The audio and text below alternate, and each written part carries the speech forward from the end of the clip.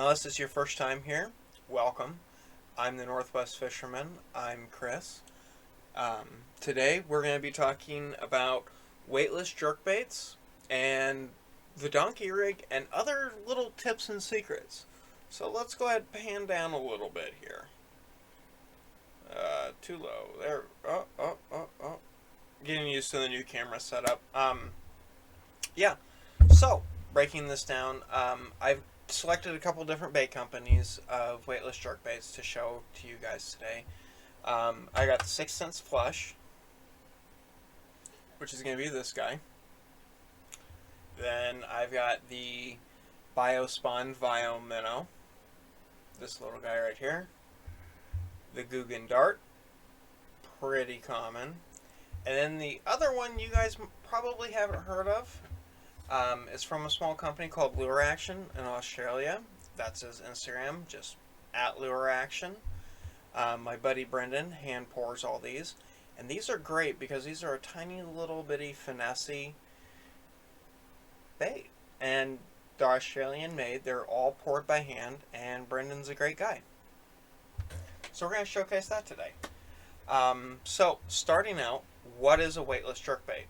Well, a weightless jerkbait is essentially anything with the fish profile that's meant to be fished, I would say primarily weightless.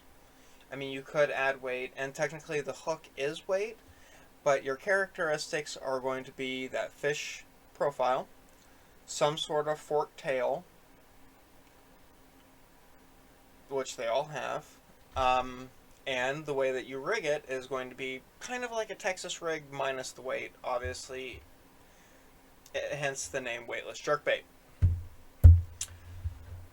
So, yeah. So what you're going to start doing is you got to select your jerkbait. I'd pick something that's, depending on your water clarity, I wouldn't even really mess with weightless jerkbaits if you have like less than 2 feet or a foot of visibility. I feel like it's not a technique with enough drawing power to really make up for the low visibility. So the clearer the water, the better off you are. So you're going to want to pick more natural looking colors, like this Vile Minnow. This is a pretty great color. This is the, yeah, it doesn't say. Oh, Lab Magic. Yeah, this is a great color. And then this flush, I've had quite a bit of luck with this flush. It's kind of like a bluegill-ish pattern. Yeah, baby bluegill. And the dart, same thing. I believe that one's natural. Yeah.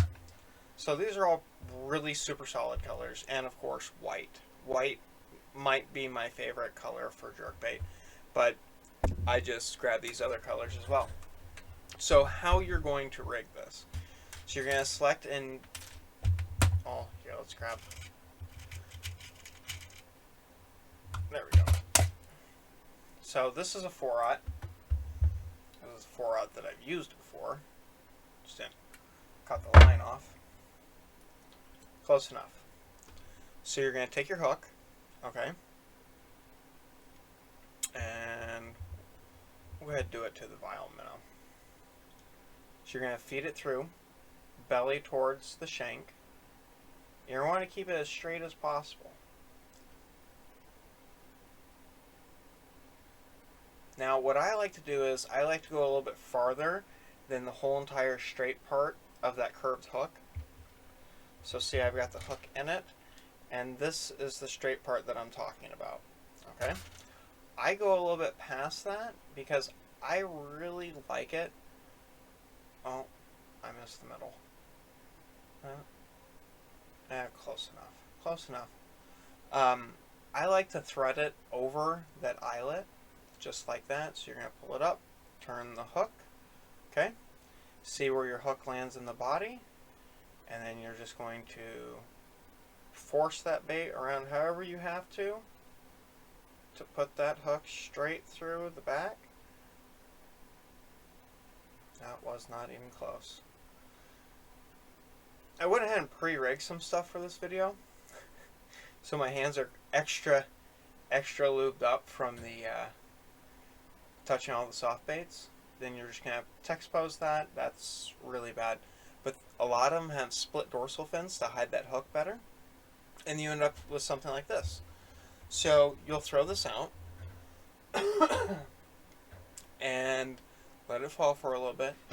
And then just kind of pop, pop. Let it float, suspend, fall, pop, pop. Just like you would with regular jerkbait. And when I say pop, pop, I mean like little like rod twitches, especially the clearer your water is. You don't want to get too absolutely crazy with that. Okay? And the other thing to keep in mind is the wire strength of your hook. Like, this is a 5/0 ox hook, or stout ox hook from 6 cents. I really love these hooks for weightless bait fishing because it is such a heavy wire hook in comparison to, I believe this is an Eagle Claw EWG. You can just see the difference in the thicknesses of the hooks. Side by side, the eyelet, well, side by side, the eyelet size, all that. So you got to keep your hook size in mind because that will affect the fall. And of course, you don't want a hook EWG hook that's going to be too finessey because if a big one does strike, it's going to stretch it out. Let's get a drink. And there's every single company makes a weightless jerkbait, okay? Z-Man makes like 3 different ones. Yamamoto, Googan, 6 cents, Biospawn. Just think of a bait company, they make a weightless jerkbait. You can even get molds to pour your own weightless jerkbait. Like if you find a color in a bait that you really, really like and for whatever reason they don't make your favorite color in a weightless jerkbait, which would be very, very surprising to me. The molds for these are actually really pretty cheap. They're like $20 for a mold that'll do 3 or 4, and then you can mix up your own colors if you wanted to, or melt down like old broken baits. You know, that's something really fun to do. Plus, then you could get into like segmenting the colors and doing whatever crazy stuff you want. Okay. But yeah, that is your quintessential weightless jerkbait right there. Hook, exposed, completely weedless. Bam. So, now we're going to talk about the donkey rig. The donkey rig is when you have 2 or more. I wouldn't go more than 2 because that's just a lot to get tangled up, and you'll see why here in a moment. It's typically 2 weightless jerkbaits on one line. I'm going to go ahead and tie one up for you real quick. Now there's 2 different ways there's actually a plethora of ways. I'm going to show you several other ways that you can tie this up. So just for this example, this braided line here, this will act as my main line because it's high vis yellow and it'll help you keep it separate from everything else. So with this example, I'm going to tie it using probably the lightest solution, just a split ring, okay? You can steal one off of one of your crankbaits you don't like that much. You can go buy a pack of 100 of them or 1,000 of them for like $10. Just make sure that it's got some pretty good strength to it. Because when you go donkey rig, you're throwing not 1 bait anymore. You're throwing 2. That's double your chances of hookup. Okay? And it is very possible that you could end up with 2 bass on one line. So you don't want kind of a bad split ring if you're going to go this route. Or you can use a swivel. Very small swivels. This is a size number 7 gyro swivel from 6 cents. You would think as much as I like showcase their products and how much I like their products that I would be sponsored by them, but I'm not. I wish I was. That'd be cool. All the 6 cents guys seem really neat. Actually, Majority of the like bigger sponsored guys seem really cool. Okay, got this piece of line here. Let me just cut it one more time.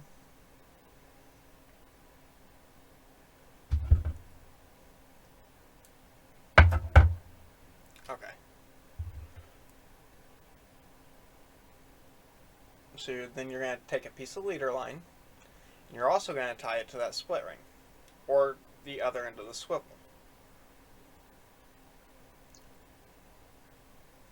Let me tie this up real quick.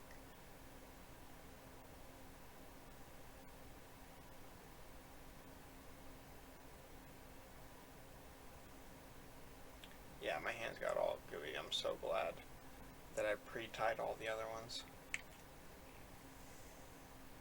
Okay, so I got that tied on there.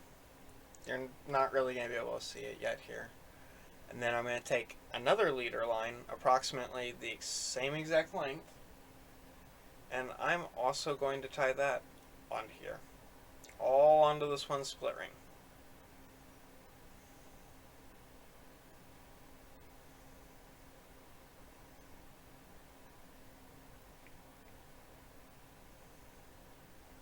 And the knot that you want to use for this is the knot that you're the most comfortable and confident in. You don't need to be tying like any crazy knots. You don't have to go research which knot you should use for this.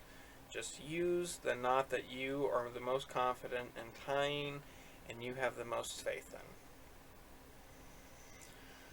Or the one that you can see when you're see and be able to tie in low light when your hands are all covered in soft bait juice, which is where I'm struggling right now.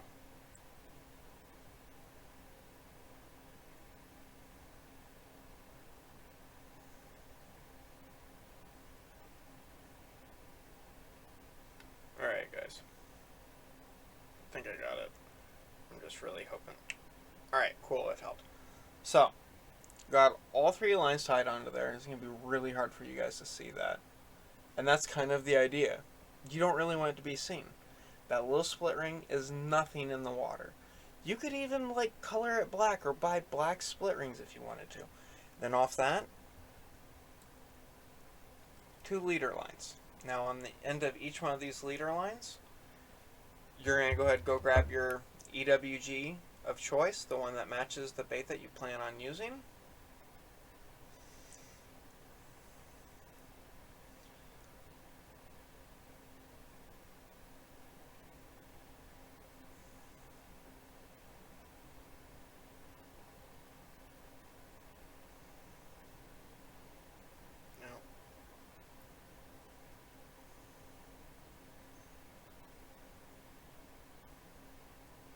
You would think this is my first time tying a fishing knot ever, as long as this is taking me. Throw that one over there. Grab this one here. Grab another EWG.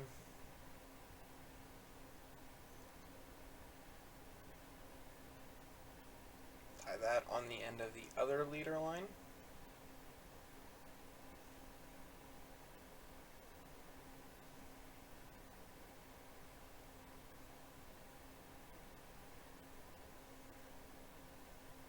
You guys are about to see why here in a second, why this is so cool.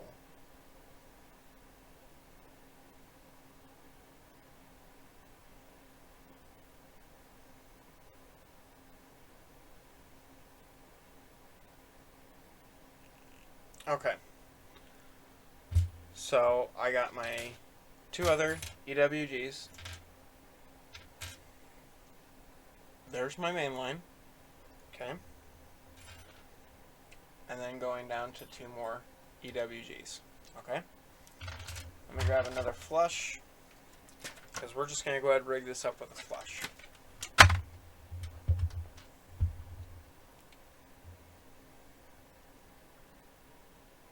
I like the flush quite a bit. And as far as like weightless jerkbaits go, I mean, they all kind of have their time and place. And I don't really have a favorite. I will say one thing. when you start throwing stuff on a donkey rig, you are going to go through baits fairly quickly.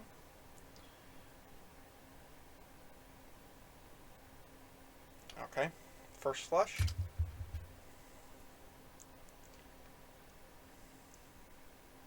And these look so cool in the water. If it wasn't so cold out, I would get you guys some water footage of this.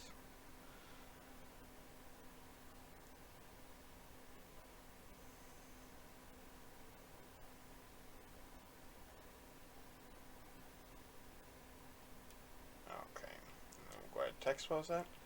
Okay, so we have both of our flushes here. All right, completely weedless, completely exposed, hidden behind that dorsal fin. Okay, it's got little fins on the side. It's got that little ball back there. These have pretty cool action, and I I do really like these, but I also really like the Vinyl Minnow because of its mass. I like the Googan Dart because of its simplicity and the high salt count in it. And my man lure action, Brendan, his little finesse guy. So I'm going to show you guys this. Now follow, because this is kind of a lot to try to fit, not a lot of room. So here's that yellow main line. Okay. That's sort of showing up. Okay. There's the split ring going down to both of our weightless jerkbaits. Now you're thinking to yourself, this is kind of crazy. Why would you throw this? Okay.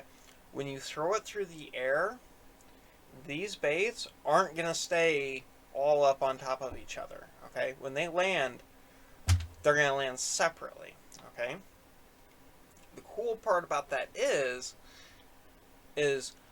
as you work this, you're going to work this a little bit quicker than you would a regular jerkbait, or a weightless jerkbait, or a jerkbait in that matter. So you're just going to kind of like pop, sort of, I would say, slightly harder than like, you know what I mean? Just not a little bit more than a flick, but not like a rip on it, you know? And what these are going to do is they're going to come together.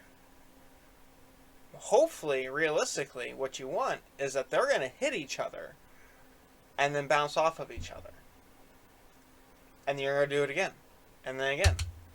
And that's going to draw a lot of commotion because the fish are going to be like, oh, what's going on over there? And it kind of resembles a school. This gets you out of having to throw an A-rig to imitate a school. Now, the other ways to do this, you don't have to fish this like this, and these look so good in the water. Okay, so that's an equal length donkey rig. Okay, that's what I call that. Throw that over there for right now. That's a fantastic setup with the split ring. It's super low key. You see that I have 15-pound fluoroclear here. This is not what I fish with that. I typically fish anywhere between 12 to 15-pound straight fluorocarbon. Okay, 2 straight braid. That's how I am with it. Now, some of you guys farther down south, you could probably fish this on like 15 to 20 pound, depending on your water clarity and depending on the quality of fish in your fishery. I know that there are no 15-pounders probably in the Pacific Northwest, especially in public water, because our grow seasons just are not that long. Our fish do not get that big. Our state record up here is 10 or 12. It's not a lot. It's really not a lot. So, the other way that you can do this,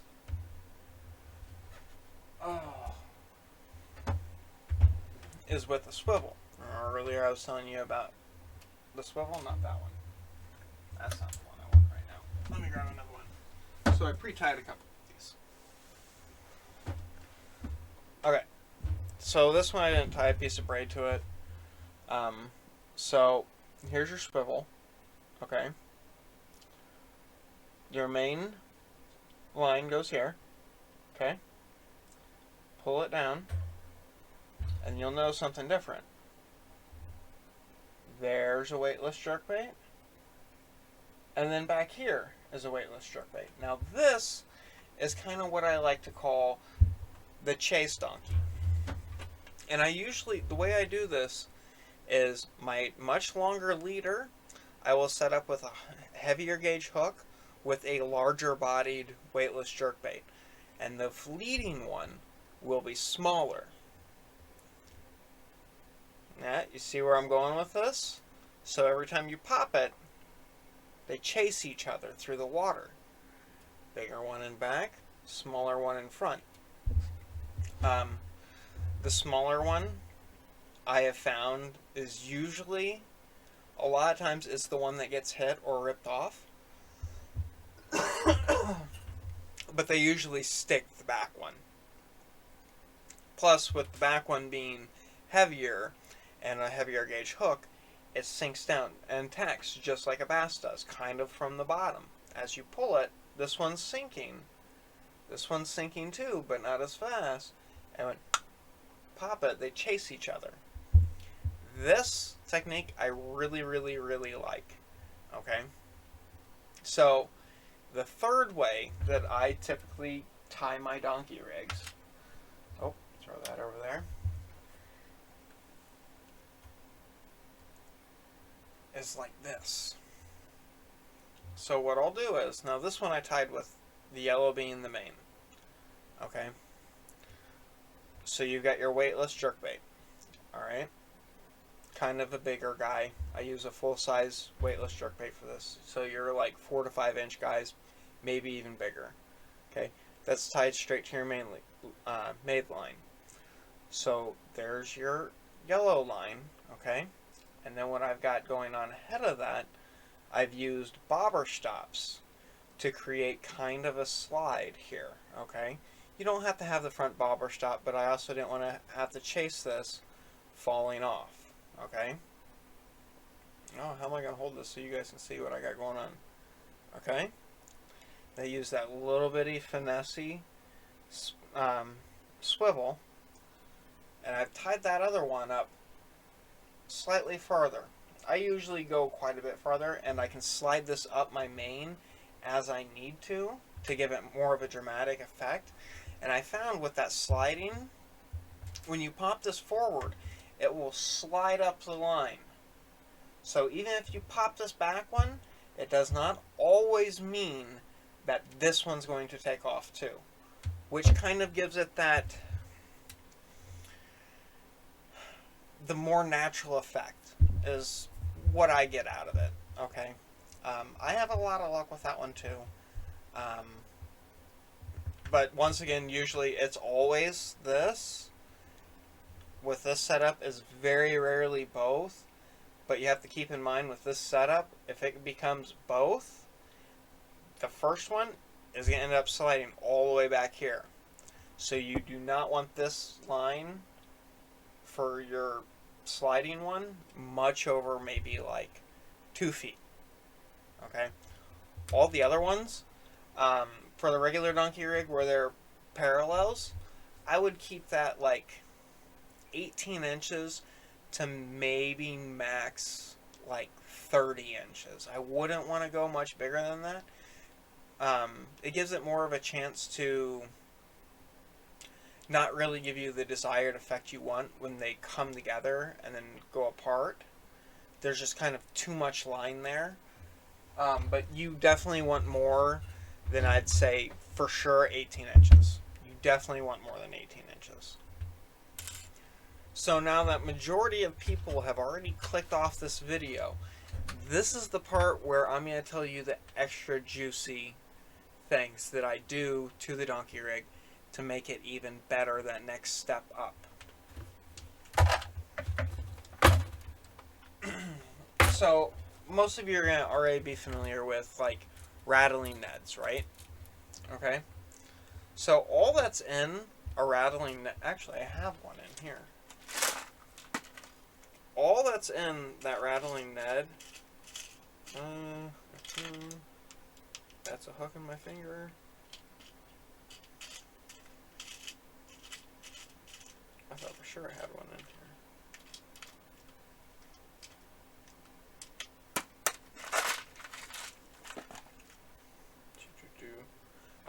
I don't actually have one. I have a rattling Ned. All it is a little bitty glass chamber. Barely see it. With some steel balls in it. These ones aren't very loud. Here, let me see. Oh, here we go. Here's a bigger one. You'll be able to hear this better. And that's all it is. It's a glass chamber with some metal balls in it. So what I like to do is I typically, if I'm going the equal length route, I will put the same chamber in both. Okay? And when I say same chamber in both, what you're going to do is, so you've got that open cavity in the belly, okay? You're going to take this rattle chamber and you are just going to shove it straight into the bait. Just shove it straight into there. It doesn't really matter where it ends up. I mean, you want to keep it kind of behind the shank or behind the loop. Okay? Shove it up in there. These rattle chambers are so cheap, guys. And if not, just go buy a pack of like the Googan rattling chunks or rattling Neds, because wherever they get these chambers, these are great chambers. And you can put these. I put these in all kinds of things. You can just stick them in anywhere. Okay. I say that and then it doesn't really want to stick in. Okay. No, yeah, it just doesn't want to go in that one. Now, I'm going to grab this flush. Okay. Fully rigged flush. Okay, so what I'm going to do with that rattle chamber, split that belly open. And these ones, because you don't have quite as much room. Okay. You can kind of see it, but the fish aren't going to care. I shoved it straight up through here at an angle like that. Kind of back towards the hook a little bit. It's not going to affect your hookup ratio. It's going to affect your drawing power. And it's going to send it through the roof. And that's what you want. Something subtle. Now the smaller rattle chambers like these are super light. The microphone's probably not even picking that up. But these ones are super nice because even your smallest, most finessey little baits,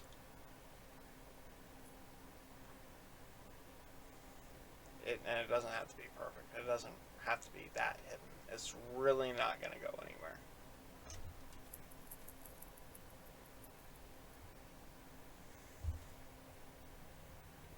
That's the killer trick. On top of just fishing the donkey rig, make them make a little bit of sound. And yeah, that's the killer deal right there. And then just kind of play with your hooks. So if you're bass fishing a lot already, you probably already have a whole pile of EWG hooks. You have a whole variety of different sizes. You have a variety of different weights. Do that. Just play with them. See what kind of setup you like. Make a mental note of it. Write it down. Or do whatever you need to do. Take a picture of it. Monster could also sponsor me too. That'd be cool. But yeah, another thing that I will do. Oh, yeah. See, there's the other chamber. It just rolled right out. Wow, this thing gets worse and worse every time I open it. So for little bitty finessey guys, somewhere I have picked up these tiny little flipping hooks. And I will throw a weightless jerkbait, a super finessey one, especially like this, on a flipping hook.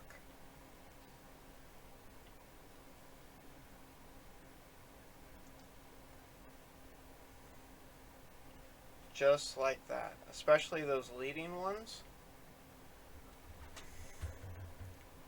Because when they hit it and take it, they're hooked. It's just not quite as weedless. It's the only downside to it. But yeah, guys, that's the secrets today. Go pick up some rattling Neds or rattling chunks on sale. Or go and tackle warehouse. Go get some of these little rattle chambers. I really honestly couldn't tell you what size each one is. So I'm little to no help in that regard. But yeah, that's the secret trick. Those little rattles. And it's just for you guys that made it to the end of this video right here. But yeah, that's it. That's a whole bunch of stuff right there. There's a mini workshop. You guys stay safe out there. It's cold. I believe it's supposed to be in the high 20s here next week, which is kind of unseasonably cold, because usually we stay in the 40s or 50s, maybe even to the 60s all winter long here on the western side of Washington. But yeah, it's cold, guys. Just stay safe out there. Be smart. Let people know where you're going. And just be extra safe. Okay? Alright. Well, take care. Tight lines. And I'll see you guys next time.